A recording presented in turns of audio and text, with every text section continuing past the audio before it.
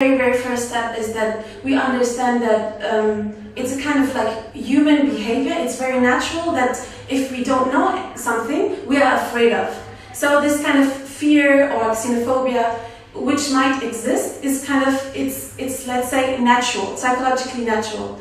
But the point is what we make out of it. So it's one thing to say, if we know that we are afraid of, and as a consequence we have prejudice, as a consequence we don't want these kind of refugees, then the first definite thing is that we accept this fear, but that we also have to understand that we have to educate ourselves. That we know, okay, why these refugees came, that it was not their choice, that they don't come to get the jobs, you know, like this kind of, all the stuff around the context. The context, the conflict. The other side, to understand from the other side, to stop having these prejudgments and those stereotypes. We need to break stereotypes and to create a bridge connection between the two parts. It's very important.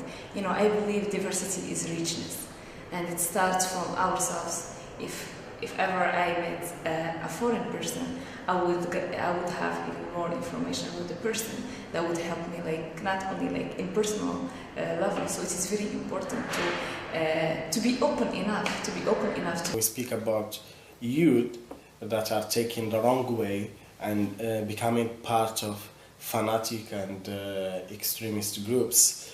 It is not only the case for people with a different background, sure, migrant background, but before mentioning that, we should also mention that the increase in the number of the people that they have joined the extreme right movement in Europe, and we all know what happened during the elections during the last decade.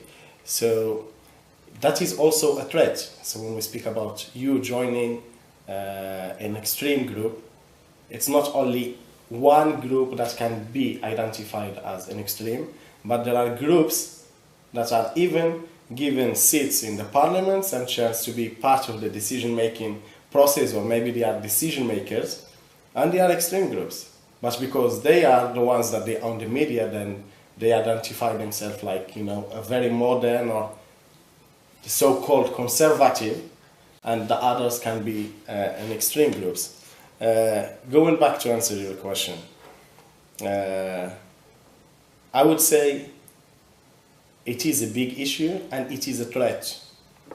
And unfortunately, people, they do not understand that we suffer from this more than they do suffer.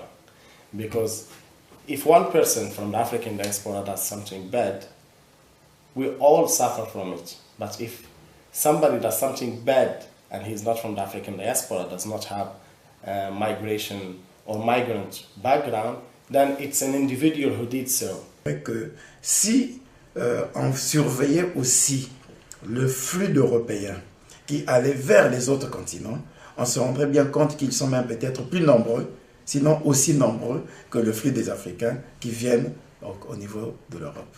Media illusion as well. C'est les médias qui créent en fait cette illusion de... C'est aussi cela. Et puis on profite du fait que, bon, comme c'est parfois des jeunes qui viennent nombreux des zones de conflit, c'est comme à l'époque les flux de réfugiés. C'est comme des réfugiés, c'est des gens parfois qui créent qui fuient les zones de conflit. Et quand il y a un conflit quelque part, on ne cherche même pas à savoir là où on va. On est prêt à se jeter à la mer, à traverser la mer, à parcourir le désert, parce que ce n'est pas forcément le désir d'aller en Europe.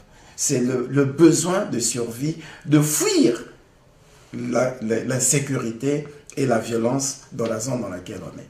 Voilà. Et les journalistes, les médias, comme vous le dites, ils ne braquent des projecteurs que sur ça, sur ces affluences, et c'est ça qu'on met à la télévision.